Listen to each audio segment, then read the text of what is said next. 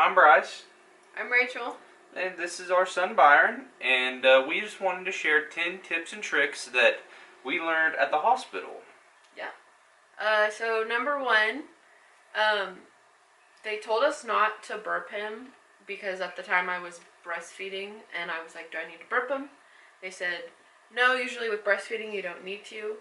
And then we switched to bottle feeding him. I pumped and we fed him what was from the bottle. And that was a huge mistake because that was the worst night we have had so far with him. He had some bubbles trapped in his tummy after that, and it was the longest night of our lives. So make sure that you're burping them. That will help you quite a bit. And then tip number 2, if you can't get them to burp, we learned from one of the nurses that if you lay them down horizontally for a little bit, few minutes or whatever, and then pick them back up and then burp them again or get them to move a little bit again, that can help get that bubble out. So if you lay them down, pick them back up, it can help get some trapped gas or bubbles out of their bellies. Tip kind of like number 3, dads, if you're going into the hospital thinking, the nurses are going to do everything, you're just going to be there holding your wife's hand, that's false. Something that people really I didn't mention to me at least, was dads, you are part of the birth. Like, you're holding their legs as they're pushing, and you're helping the nurses. I'm not going to say you are a nurse, but you are definitely being part of the birthing process. You're not just really sitting there necessarily rooting your wife on and sitting on the couch, hoping, just watching the nurses do it all. No, you're in it too. Number 4, if you ever have to have your boy circumcised or having a procedure done like that, the hospital actually will give the baby sugar water, and sugar in babies acts like morphine. It will actually put them to sleep and they won't really feel anything. So obviously don't give your baby maybe sugar water, but it's an interesting thing to know that they don't actually give them drugs when they're doing procedures like that. They just give them sugar water, and it kind of numbs them up and makes them all happy and sleepy. You hear that the nurses and the staff will take care of the baby for you while you're at hospital. You're just kind of there. And for us in the hospital that we were at, that was most definitely not true. I've heard, people say, oh yeah, you do nothing at the hospital does it all, you're just kind of there. You don't actually become a parent until you get home. And for us, Byron stayed in the room the entire time with us. Like, he never hardly left unless they went to measure him. And that was only for maybe 20 minutes. They'd go, or when they went to circumcise him, that was only 30 minutes, and they'd bring him right back. So that whole time that we were in the hospital, I went into it thinking that they will do most everything until we get home, and that was just not true for us. Number 6, whenever you start feeding baby, especially if you're going to pump or do formula or anything like that, on day 1, the baby's stomach is actually the size of your thumbnail. So if you're worried that you're not giving them enough milk or anything, it's very, very small what they actually need on the first few days of their life, because their tummy is so ittle bitty. So if you're worried about it, don't worry, their stomach will grow and you'll produce more milk the longer you pump and whatnot.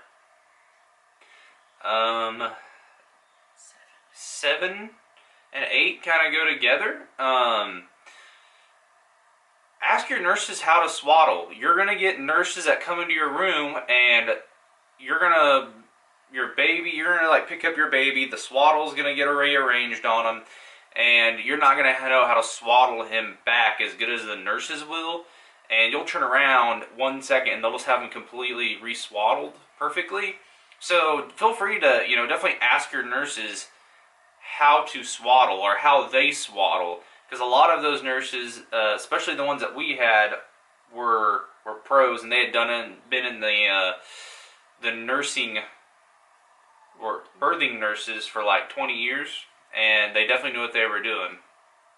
And then the second, kind of the one that goes along with that, is something that I was very glad that we had, because we didn't really know how to swaddle, was a Velcro swaddle. And we still use it at night, and it definitely comes in real handy.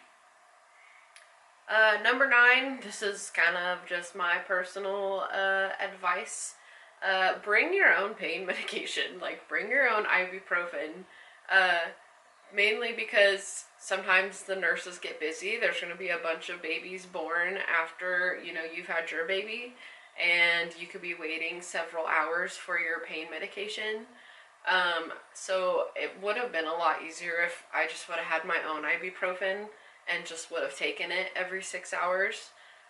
You can alternate ibuprofen and Tylenol, so every 3 hours you're taking some sort of pain medication. And you're going to be taking ibuprofen for several days after you have the baby. Probably, I had him vaginally, but if you have a C-section, I'm assuming either way you're going to be taking pain meds for a few days. So I don't know. In my personal opinion, if I would have just brought my own ibuprofen and just taken it on my own and not had to wait on the hospital, I think I would have been in less pain several different times, because again, they were having babies, and they only have a few nurses that are there, especially like at night during the night shift. So just my personal experience. If you want to bring your own pain medication to the hospital, you go right on ahead. And then number 10, the last tip. I had packed all sorts of snacks, and I think I'd packed chips, I'd packed some cookies, I had packed like almonds. I was set for 3 days of not having like any food available to me, or to just like any snacks available to us or to me or any of the visitors we had. And luckily, I did not know this, and I wish somebody would have told us this, but there's nourishment rooms for the parents that are there at the hospital. Like our nourishment room, like they had sandwiches and chips, and they had orange juice and apple juice and milk, and they had an icy machine with 3 different flavors, like an actual on-brand icy machine. It was very Awesome. good. It was awesome. It was great. So, if you are going on the way to the hospital, don't think that you necessarily need to pack a whole bunch of snacks, because they do have a nourishment room.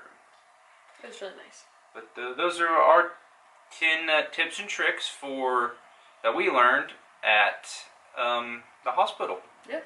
It's definitely a big learning experience. Some of those tips are like, duh, but if you've never done it before, it's new. So. It's new. Yep. Yep.